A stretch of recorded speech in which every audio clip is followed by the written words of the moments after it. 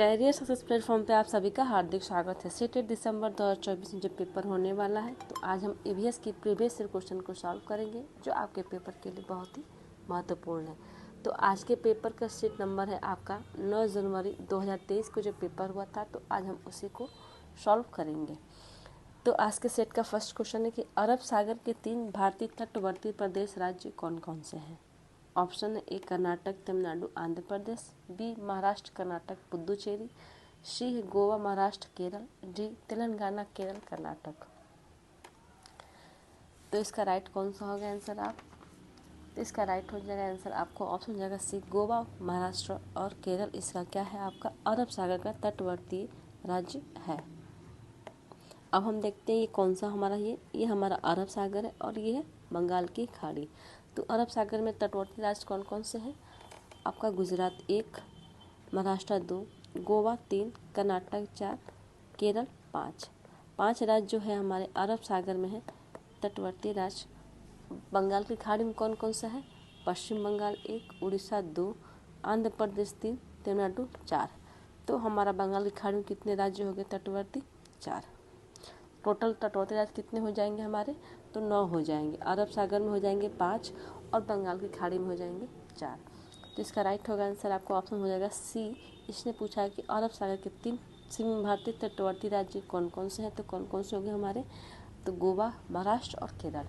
कर्नाटक भी है लेकिन तमिलनाडु नहीं है, आंध्र प्रदेश भी नहीं है, महाराष्ट्र है, कर्नाटक है लेकिन पुदुचेरी नहीं है, तेलंगाना भी नहीं है, केरल है और कर्नाटक है। तो इसका राइट कौन सा हो जाएगा आंसर आपका ऑप्शन हो जाएगा सी। इसका राइट होगा आंसर। नेक्स्ट क्वेश्चन है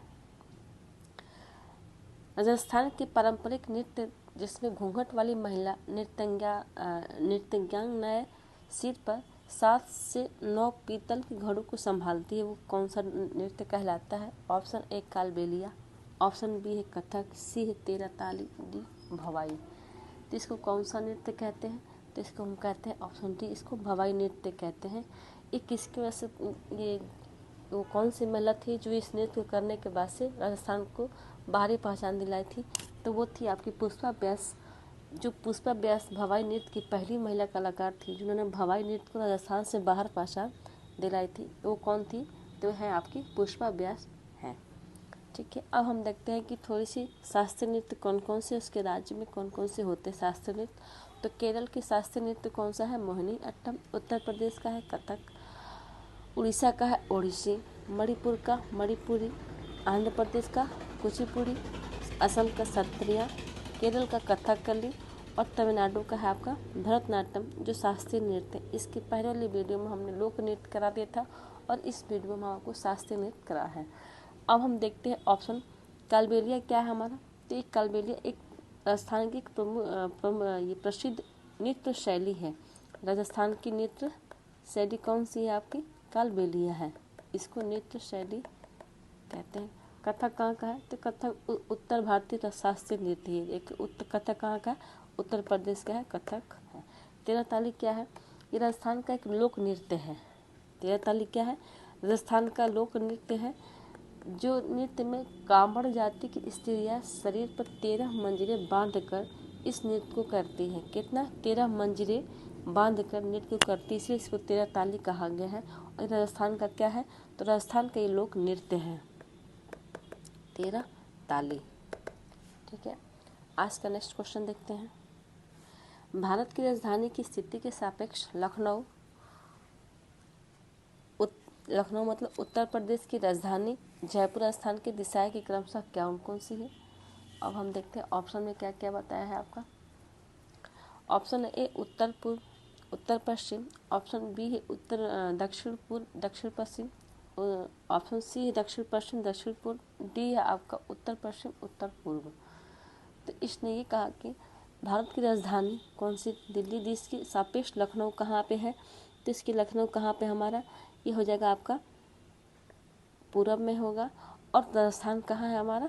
तो ये हो जाएगा हमारा पश्चिम में।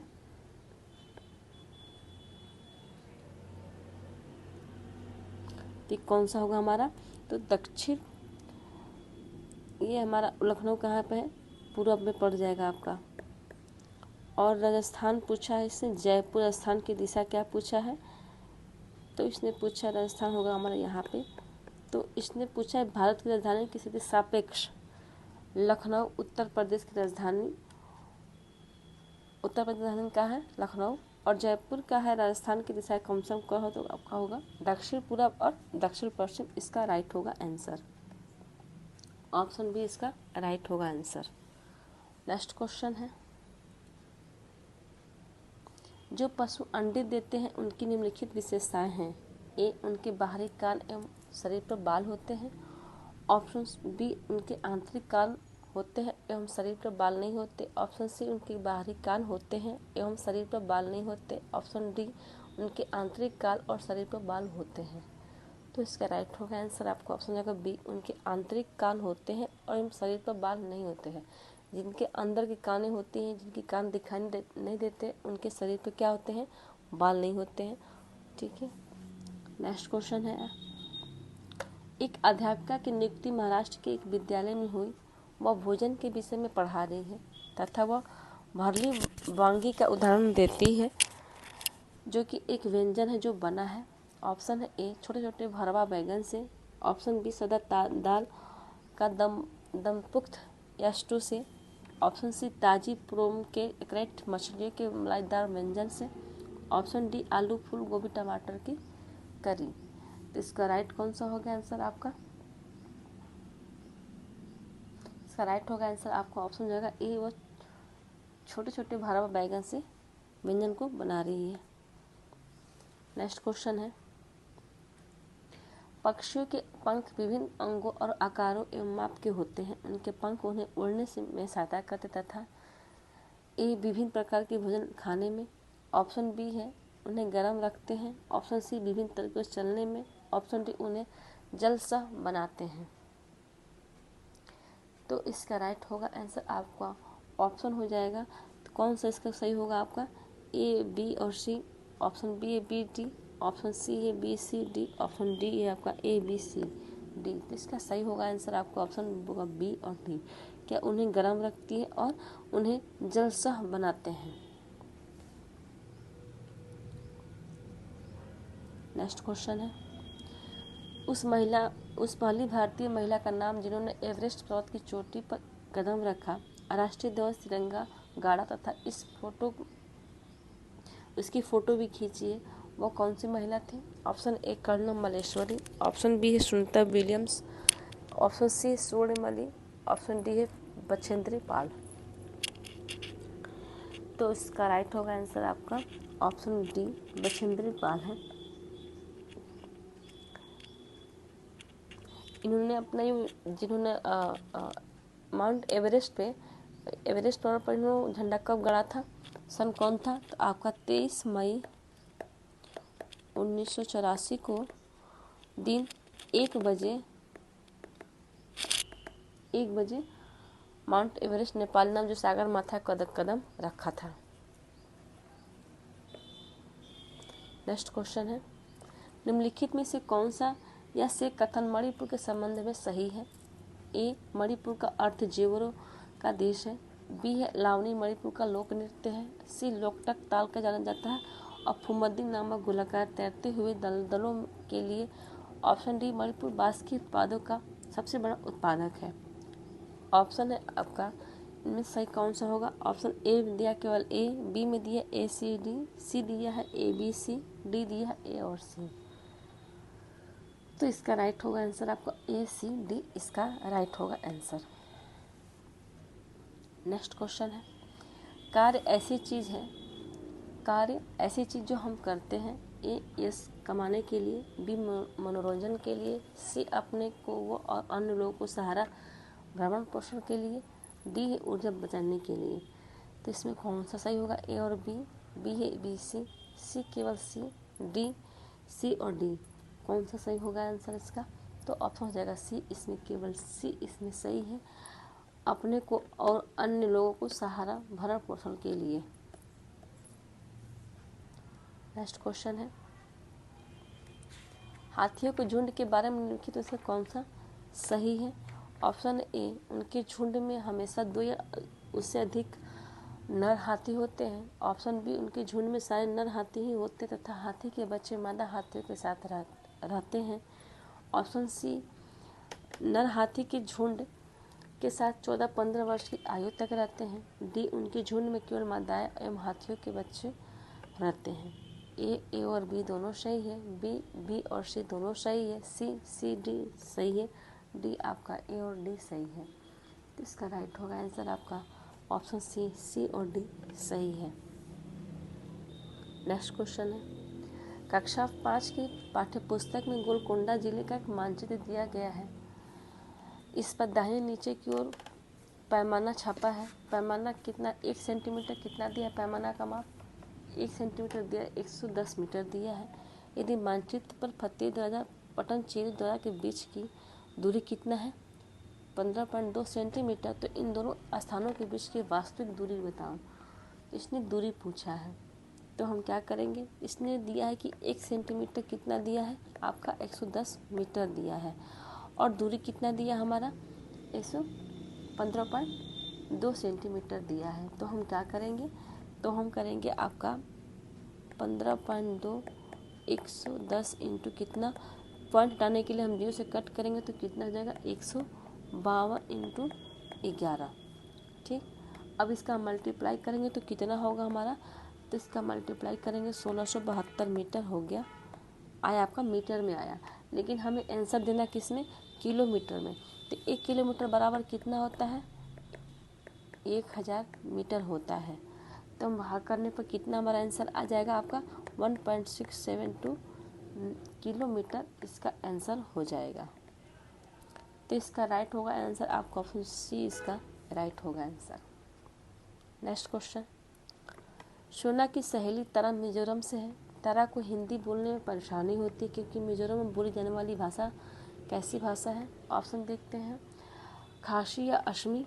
Option B, Mizo Lushai Kuki. Option C, मेतलॉन अंग्रेजी। डी है माओ और बंगाली। तो वहाँ कौन भाषा? मिजोरम में मिजो भाषा बोली जाती है और लुइस और कुकी भाषा के प्रयोग मिजोरम में की जाती है बोलने के लिए। नेक्स्ट क्वेश्चन है, पेट्रोलियम तथा कोयले को अननवीनकरणीय ईंधन कहा जाता है क्योंकि ये ऑप्शन ए प्रदूषण फैलाते हैं। ऑप्शन बी, महंगे होते हैं। सी, प्रभाजी आसवन के द्वारा प्राप्त किए जाते हैं। ऑप्शन डी, बनने की कई साल लगते हैं। इसका कौन सा है आंसर आपका?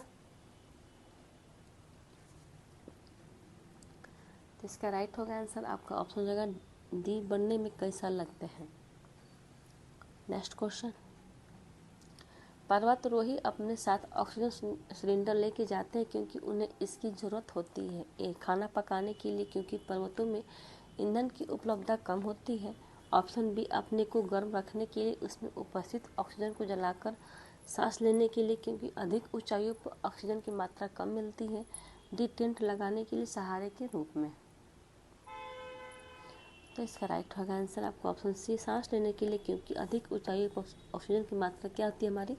कम हो जाती है, इसलिए जो पर्वत चढ़ते हैं वो अपने साथ ऑक्सीजन सिलेंडर साथ में लेके चढ़ते हैं। नेक्स्ट क्वेश्चन है, मधुबनी एक प्रसिद्ध है। ये झील है राजस्थान में। डी, बिहार की शॉल है। सी, आंध्र प्रदेश की बुनी हुई साड़ी है। डी, बिहार की एक प्रकार की लोक कला चित्रकारी है। ई, बिहार का एक स्थान है। ऑप्शन ए और बी है बी और सी है बी, डी ई। तो इसका राइट होगा आंसर आपका ऑप्शन हो जाएगा डी, इसका डी और ई सही आंसर। नेक्स्ट क्वेश्चन, शोभित किताब में एक चित्र देखता है जिसमें लड़कियों को गोटियां खेलते तथा लड़कों को क्रिकेट खेलते हुए दिखाया गया है। वह अपने अध्यापक से पूछता है कि लड़के और लड़कियां अलग अलग क्यों खेल रहे हैं? लड़के गोटियां क्यों नहीं खेल रहे हैं? लड़कियां क्रिकेट क्यों नहीं खेल रही? निम्नलिखित में से कौन सी पर्यावरण अध्ययन शिक्षण उद्देश्य घटना सम्मिलित है? ए, उच्च स्तरीय आलोचनात्मक सोच विकसित करना। बी, व्यापक सांस्कृतिक नजरिया और सौंदर्य के प्रति संवेदन विकसित करना। सी, अवलोकन और चित्रण के आधार पर समझ विकसित करना। डी, सामाजिक घटना के बारे में जिज्ञासु बनाने के लिए आलोचनात्मक क्षमता विकसित करना। ऑप्शन ए, बी, सी सही है। ऑप्शन बी है बी, सी, डी सही है। ऑप्शन सी, ए, बी, डी सही है। डी आपका ए, सी, डी सही है। तो इसका कौन सा होगा राइट आंसर आपका? तो इसका ऑप्शन हो जाएगा डी, इसका ए और सी और डी सही है आंसर। नेक्स्ट क्वेश्चन है, पर्यावरण अध्ययन के शिक्षक के रूप में आप कक्षा 2 के अपने विद्यार्थियों के समक्ष विषय ऋतु प्रस्तावित करना चाहते हैं, तो निम्नलिखित में से कौन एक उत्तम शिक्षा शास्त्री नियुक्ति होगी? ऑप्शन ए, संप्रत्य ऋतुएं समझाने के लिए चार्ट एवं पुस्तकों का उपयोग, बी, श्यामपट्ट पर लिखे विषय ऋतुओं को बाद में समझाने के लिए ऋतुओं के वीडियो का उपयोग, ऑप्शन सी, ऋतुओं पर लिखे लेख पढ़ने के लिए समाचार पत्रों का उपयोग, डी, ऋतुओं को विषय में रुचि का विकास करने के लिए भोजन की आदतों, पहनने की वस्त्रों और संदर्भित स्थानीय साहित्य का उपयोग। तो इसका राइट होगा आंसर आपको ऑप्शन हो जाएगा डी, इसका राइट होगा आंसर। नेक्स्ट क्वेश्चन है, निम्नलिखित में से कौन से कथन आकलन की प्रकृति की सही व्याख्या करते हैं? यह शिक्षण अधिगम की प्रक्रिया का एक अंग है जो सतत चलता रहता है। ऑप्शन बी, विद्यार्थियों की उपलब्धि, स्तर तथा उन्हें क्या नहीं आता के बारे में अवगत कराता है। ऑप्शन सी, सीखने में आई बाधाओं का पता लगाकर उन्हें दूर करने में सहायक है। डी, विद्यार्थियों की सीखने की प्रवृत्ति, रुचि और पूर्व अनुभव के बारे में अवगत कराता है। ऑप्शन आपका है ए, बी और सी सही है, बी है बी सी डी सही, सी है ए सी डी सही और डी है ए बी सी सही। तो इसका सही होगा आंसर आपका ए सी डी सही इसका आंसर है। नेक्स्ट क्वेश्चन है, कक्षा 5 के पर्यावरण अध्ययन शिक्षक के रूप में पाठ बोलती इमारतें के लिए आपको विद्यार्थियों को ऐतिहासिक इमारतों को प्रस्तुत करने की आवश्यकता है। क्या आप सोचते हैं कि कौन सी विधि सर्वदा उत्तम होगी? ये है ऐतिहासिक इमारतों संबंधित आभासी सैर, ऑनलाइन खेल और पहेली। ऑप्शन बी, ऐतिहासिक इमारतों पर परिच्छेद पठन। ऑप्शन सी, स्थानीय ऐतिहासिक इमारतों का भ्रमण और तत्पश्चात उन पर चर्चा। ऑप्शन डी, ऐतिहासिक इमारतों का भूतकाल समझने के लिए व्याख्या का चर्चा विधि। तो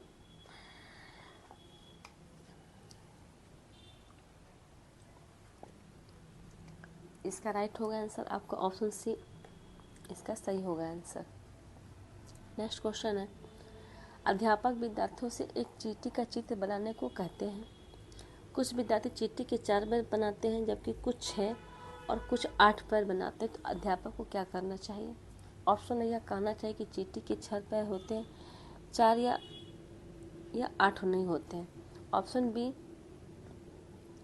यह कहना चाहिए कि जिन विद्यार्थियों के 6 पैर बनाए हैं वे सही है और बाकी सब विद्यार्थी गलत है। ऑप्शन सी, उन्हें चींटी का चित्र दिखाकर पैरों की संख्या देखने के लिए कहना चाहिए। डी है आपका, उन्हें आवर्धक लेंस देखकर चींटी के पैरों की संख्या देखने के लिए कहना चाहिए। तो इसका राइट होगा आंसर आपका ऑप्शन डी, इसका सही होगा आंसर। नेक्स्ट क्वेश्चन है, कक्षा 4 के पर्यावरण अध्ययन के शिक्षक के रूप में आपको विद्यार्थी की अंतरिक्ष यात्रियों के समप्रत्यय प्रस्तावित करना है, इसलिए आप कौन से प्रक्रम का अनुसरण करेंगे? ए, विद्यार्थियों को अंतरिक्ष यात्रियों की परिभाषा समझाइए और याद करने के लिए कहिए। ऑप्शन बी, अंतरिक्ष यात्रियों पर एक व्याख्यान दीजिए। ऑप्शन सी, भारत के अंतरिक्ष यात्रियों की आत्मकथाएं साझा कीजिए, उनकी मुख्य विशेषताओं को इंगित कीजिए। ऑप्शन डी, अंतरिक्ष यात्रियों की कहानी साझा कीजिए और विद्यार्थियों को विषय को समझने में सहायता कीजिए। तो इसका राइट होगा आंसर आपका ऑप्शन हो जाएगा सी, इसका राइट होगा आंसर।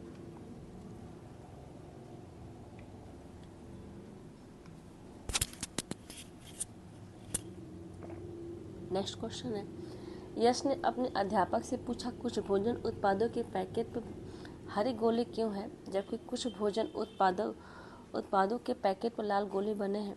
अध्यापक समझाते हैं कि हर गोले शाकाहारी खाने तथा लाल गोले मांसाहारी खाने को सूचित करते हैं। अध्यापक ने विद्यार्थियों को विभिन्न भोजन उत्पादों के पैकेट देकर उन्हें शाकाहारी अथवा मांसाहारी में सूचीबद्ध करने को कहा। इस गतिविधि में निम्नलिखित में से कौन सी प्रक्रिया शामिल है? ए, पहचान, बी, कल्पना, डी, पूर्वाग्रह, डी, वर्गीकरण। तो ऑप्शन ए और बी दोनों सही है। ऑप्शन बी, बी सी सही है। Option C, C D. Option D है ए और डी। तो इसका राइट होगा आंसर आपका ऑप्शन हो जाएगा डी, ए और डी दोनों सही, पहचान और वर्गीकरण शामिल है। नेक्स्ट क्वेश्चन है, एक पर्यावरण अध्ययन शिक्षक के रूप में अपने विद्यार्थियों को पर्यावरण संबंधित समकालीन मुद्दों पर से परिचित करवाना है, निम्नलिखित में से आप किसे प्राथमिकता देंगे? ए है, विद्यार्थियों को समाचार चैनल देखने के लिए कहेंगे। ऑप्शन बी, विद्यार्थियों को घर पर समाचार पत्रों को ग्राहक बनने के लिए कहेंगे। ऑप्शन सी, कक्षा से संबंधित उल्लेख करेंगे एवं उनको साझा भी करेंगे। ऑप्शन डी, घर पर समाचार पत्र पढ़ने को सूचित करने के लिए माता पिता से बात करेंगे। तो इसका राइट होगा आंसर, ऑप्शन सी इसका राइट होगा आंसर। नेक्स्ट क्वेश्चन है, जॉन अपने हाथों की सहायता से जंतुओं की परछाई बना रहा है और वह विद्यार्थियों से अंदाजा लगाने को कहता है कि परछाई में कौन सा जानवर बन रहा है। इस गतिविधि में निम्नलिखित में से कौन सी प्रक्रियाएं शामिल है? ए, अनुमान, बी, अवलोकन, सी, निष्कर्ष, डी, वर्णन। ऑप्शन ए, बी, डी सही है। ऑप्शन बी है कि ए, बी, सी सही है। ऑप्शन सी, डी सही है। ऑप्शन डी, ए और डी सही है। तो इसका राइट होगा आंसर, आपको ऑप्शन हो जाएगा ए और बी, सी सही इसका राइट होगा आंसर।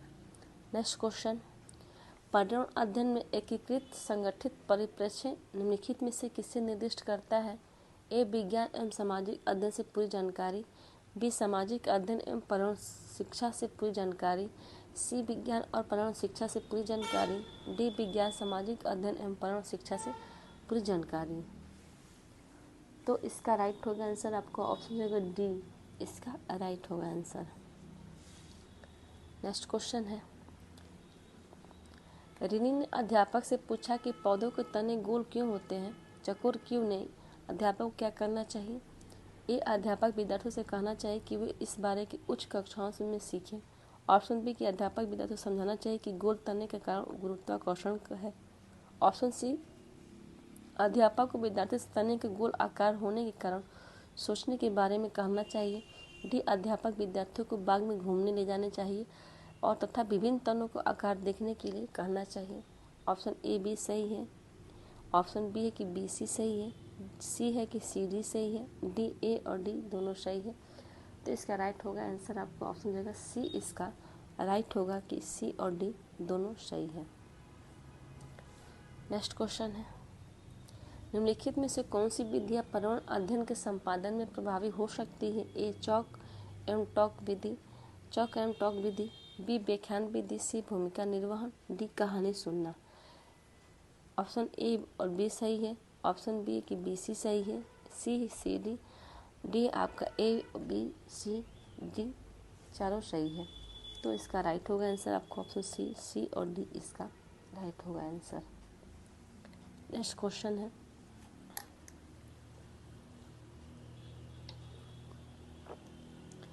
एक पर्यावरण अध्ययन अध्यापक विद्यार्थियों को उनकी मम्मी का वर्णन करने की कविता लिखने को कहती है। पम्मी का वर्णन करने के लिए कविता लिखने को कहती। पम्मी अपनी कविता पढ़ती है, मेरी मम्मी मीठी है जैसे मिष्टी दोई। कुछ विद्यार्थी मिष्ट दोई का अर्थ नहीं जानते। यदि आप पम्मी के अध्यापक हैं तो आप क्या करेंगे?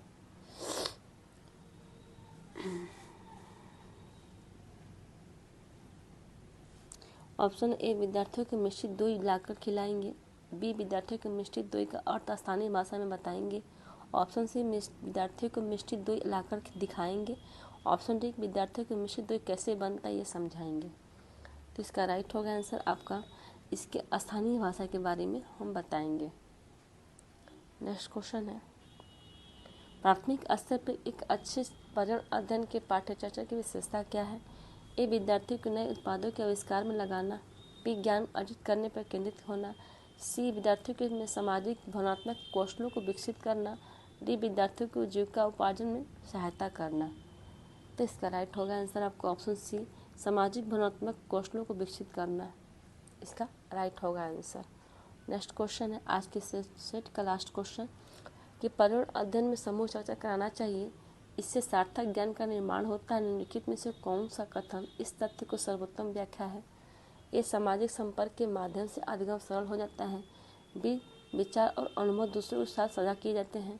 ऑप्शन सी, प्रत्येक बच्चा अपनी राय व्यक्त करने हेतु स्वतंत्र है। डी प्रत्येक प्रतिक्रिया को बिना आलोचना स्वीकार किया जाता है। तो इसका राइट होगा आंसर आपको ऑप्शन होगा बी, विचार अनुभव दूसरों के साथ साझा किए जाते हैं। आज के सेट का वीडियो यहीं समाप्त होती है। अगर आपको वीडियो अच्छी लगी हो तो like and subscribe and share ज़रूर करें। Thank you.